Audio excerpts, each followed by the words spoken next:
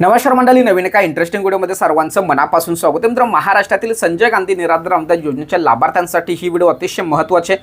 मित्र, राज्य सरकारच्या माध्यमातून, प्रशासनाच्या माध्यमातून प्रत्येक महिन्याला तुमच्या खात्यामध्ये हप्ता वितरित केला जातो आणि हा हप्ता येण्यासाठी पहिली स्टेप किंवा पहिलं कार्यालय म्हणजे आपलं तहसील कार्यालय.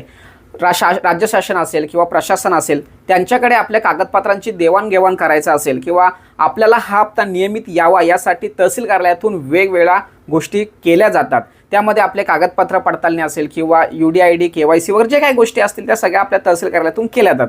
तर या तहसील कार्यालयातून आपल्याला नियमित हप्ता मिळावा यासाठी प्रयत्नसुद्धा केला जातो. आपल्या अनेक सबस्क्रायबर सदस्यांनी असं विचारलं होतं की सर, आपल्याला जो काही हप्ता येतो प्रत्येक महिन्याला, तो हप्ता येण्यासाठी तहसील कार्यालयातून आपल्या याद्या प्रशासनाला प्रत्येक महिन्याला पाठवावे लागतात का? त्या ऑफलाईन असतात की ऑनलाईन असतात?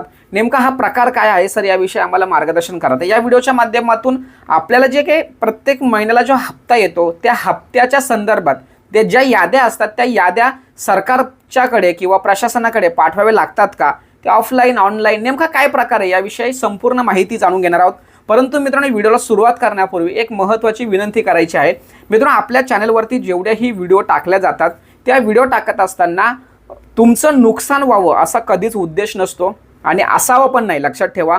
परंतु मित्रांनो, काही लाभार्थी काय होतात, अर्धवट व्हिडिओ बघतात आणि बाकीचे व्हिडिओ बघणं सोडून देतात आणि तेवढाच पॉईंट घेऊन पुढं कारवाई करतात आणि त्यानंतर त्या कार्यालयामध्ये समजा एखादी योजना सुरू झाली तर ती योजना सुरू झाल्यानंतर तुम्ही ज्यावेळेस अर्धवट माहिती ऐकल्यानंतर पाहिल्यानंतर तुम्ही लगेचच तिकडे जर गेला तर त्या ठिकाणी तुम्हाला प्रॉपर उत्तर देता येत नाही किंवा प्रश्न विचारता येत नाही.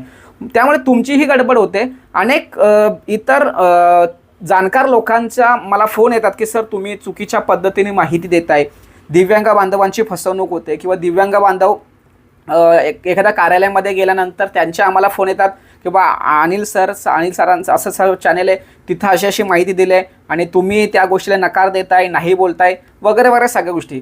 तर त्या ठिकाणी जे काही आपले दिव्यांग सेवक आहेत किंवा दिव्यांगांसाठी मदत करतात जे संघटना आहेत, संस्था आहेत, तर त्यांचंही बरोबर आहे. कारण त्यांना त्या अधिकाऱ्यांचे फोन येतात की अशा अशा पद्धतीची माहिती घेऊन ही लोकं आलेत, तसं काहीच नाही आहे, मग असं काय, आम्ही काय करायचं?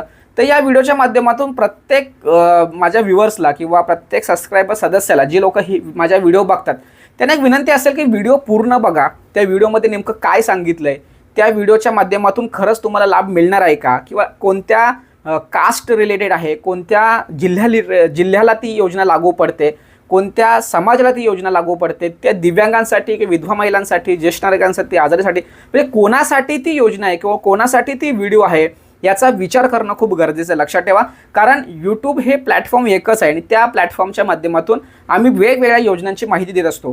प्रत्येक योजना ही तुम्हाला लागू पडते असं नाही आहे किंवा तुमच्या जिल्ह्यातील, तुमच्या कार्यालयामध्ये लागू पडते असं नाही आहे. त्यामुळे कृपा करून व्हिडिओ पूर्णपणे बघा आणि कुठेही फसवाफसवीचं, चुकीचं मार्गदर्शन करण्याचा उद्देश नाही आहे, लक्षात ठेवा. आणि तुमचं नुकसान हो हा तर उद्देश मुळीच नाही आहे. त्यामुळे व्हिडिओ पूर्ण बघा आणि मगच त्यावरती विश्वास ठेवा. जर माहिती चुकीची असेल तर कृपा करून त्या पुढच्या व्हिडिओ मात्र अजिबात बघू नका, ही हात जोडून विनंती, कारण तुमचं नुकसान व्हावं असं मला कधीच वाटणार नाही. चला, आजचा विषय आहे की तुमच्या ज्या तहसील कार्यालयामधून ज्या याद्या आहेत त्या याद्यांचा नेमका कसा विषय असतो. एक लक्षात ठेवा, आपण तहसील माहिती सेवा केंद्र असेल, CSC सेंटर असेल, सायबर कॅफे असेल, येथे आपण संजय गांधी असेल, दिव्यांग व्यक्ती, विधवा महिला यांच्यासाठी ऑनलाईन फॉर्म भरतो. फॉर्म भरल्यानंतर त्याचं ते तहसील कार्यालयामध्ये ते आपला अर्ज जातो. अर्ज गेल्यानंतर त्या ठिकाणी जे समिती असतात किंवा तहसीलदार असतात किंवा जे विभाग असतो त्या विभागांच्या माध्यमातून त्यावरती चर्चा करून तो प्रकरण अप्रूव्ह केला जातो, त्याला मान्यता दिली जाते. मान्यता दिल्यानंतर ते अंतिम मान्यतेसाठी तहसीलदारांकडे जातं आणि तहसीलदारांनी त्यावरती अप्रूव्हल शेरा दिला किंवा अप्रूव्हल केलं की तेथील जे कर्मचारी आहेत किंवा संगणक ऑपरेटर आहेत ते त्या याद्या जेवढीही लाभार्थ्याने मंजूर झालेत त्या मंजूर झालेल्या लाभार्थ्यांच्या याद्या त्यांच्या सर्व्हरवरती, स्पेशल असिस्ट स्कीम म्हणून आहे बघा, स्पेशल SAS म्हणून जे आपलं पोर्टल आहे त्या पोर्टलवरती अपडेट करतात आणि अपडेट केल्यानंतर ते जे काही याद्या आहेत त्या याद्या तहसीलदार कार्यालयामध्ये जपून ठेवल्या जातात. त्या याद्या कुठेही वरच्या शासनाच्या विभागाच्या स्तरावरती पाठवल्या जात नाहीत, कारण पूर्वी ऑफलाईन पद्धतीने होतं, परंतु आता खूप डिजिटलायझेशन प्रत्येक योजनांमध्ये, डिपार्टमेंटमध्ये आल्यानंतर आत्ता कोणत्याही प्रकारची याद्या ऑफलाईन पद्धतीने मागवल्या जात नाहीत. खूप रेअर केस असतील की शासनाला जर एखाद्या पर्टिक्युलर गावाच्या, पर्टिक्युलर विभागाच्या, पर्टिक्युलर जिल्ह्याच्या, पर्टिक्युलर तालुक्याच्या जर याद्या पाहिजे असतील तर त्यासाठी ते पर्टिक्युलर त्यांच्याकडून मागून घेतात. पण प्रत्येक महिन्याला त्या याद्या पाठवल्या जात नाही किंवा नवीन जेव्हा लाभार्थी मंजूर होतात तेव्हा त्यांच्या याद्यासुद्धा तिकडे पाठवल्या जात नाही, तर तहसील कार्यालयामध्येच त्या ठेवल्या जातात, लक्षात ठेवा. त्याचबरोबर एक महत्त्वाचा प्रश्न असतो की प्रत्येक महिन्याला ह्या याद्या मंजुरीसाठी तिकडे म्हणजे पाठवल्यानंतरच तुम्हाला अनुदान येतं का, असं नाही आहे. हे सगळं ऑनलाईन पद्धतीने आहे. ऑनलाईन पद्धतीनेच तुम्हाला त्या ठिकाणी अप्रूव्हल दिलं तर फक्त तहसील कार्यालयाच्या माध्यमातून एखाद्या व्यक्तीचं कागदपत्राची पूर्तता जर झाली नाही तर समजा हयातीचा दाखला वगैरे जे मागितलं तर ते वेळेत जर दिलं नाही तर कदाचित ते पैसे थांबवले जाऊ शकतात, कदाचित म्हणतोय. त्यामुळे फक्त एवढंच काम तहसील कार्यालयाकडे असतं. मात्र प्रत्येक महिन्याला कोणाला पैसे यावं, द्यावं किंवा कोणाला पैसे नाही द्यावा या संदर्भात शेवटचा अप्रूव्हल हे तहसील कार्यालयातून तिकडे डिजिटलच्या माध्यमातून फॉरवर्ड केल्या जातात. बाकीच्या ऑनलाईन पद्धतीने किंवा ऑफलाईन पद्धतीने कुठेही याद्या प्रसारित केल्या जात नाहीत. ज्या याद्या ऑनलाईन कलेक्टर साहेबांच्या ज्या वेबसाईट आहेत त्या वेबसाईटवरती ज्या 22-23 या जुन्या याद्या प्रसारित आहेत, नवीन याद्या कुठेही डिस्प्लेला नाही आहेत. जर तिथल्या कलेक्टर साहेबांनी जर प्रसारित केल्या असतील तर तुम्हाला पाहता येतील. पण बहुतांश कलेक्टर साहेबांच्या ज्या जिल्ह्याच्या ज्या वेबसाईट आहेत कलेक्टर साहेबांच्या त्या ठिकाणी दिसत नाहीत. तर अशा पद्धतीने तुम्हाला अनुदान किंवा हप्ता नियमित स्वरूपात यावा किंवा मिळावा यासाठी याद्या वगैरे प्रत्येक महिन्याला तिकडे पाठवावे लागतात. ऑफलाईन ऑनलाईन हा जो प्रकार आहे तो प्रकार कोणत्या प्रकारचा नाही आहे, पूर्णपणे डिजिटलायझेशन झालेला आहे.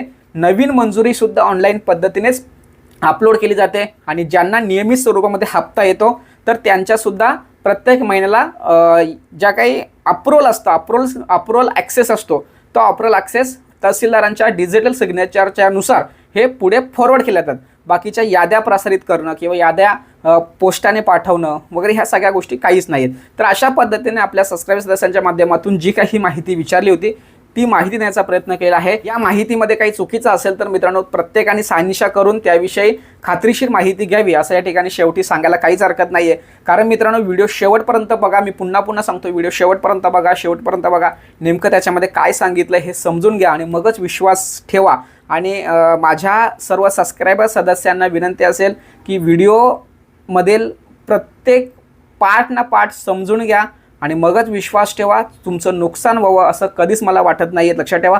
आणि जे काही जाणकार मंडळी आहेत, संघटना असतील, संस्था असतील, तर त्यांनीसुद्धा जी काही तुम्हाला माहिती मिळते त्या माहितीच्या अक्रॉस जाऊन थोडंसं माझंही चॅनेल बघा.